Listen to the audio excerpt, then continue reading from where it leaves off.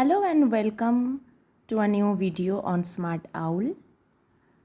আজকের video preposition for special use of direction.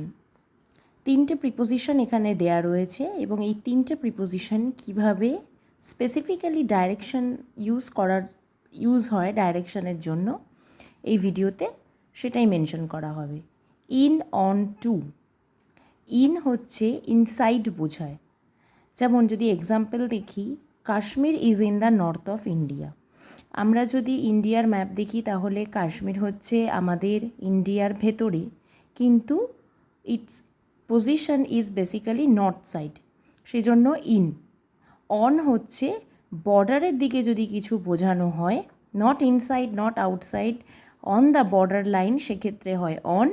যেমন the Himalaya is on the north of India.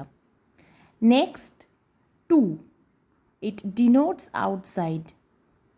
Example, Sri Lanka is to the south of India. That means Sri Lanka কিন্তু ইন্ডিয়ার একদমই আউটসাইডে, but south পজিশনকে locate করছে, সেই কারণে two.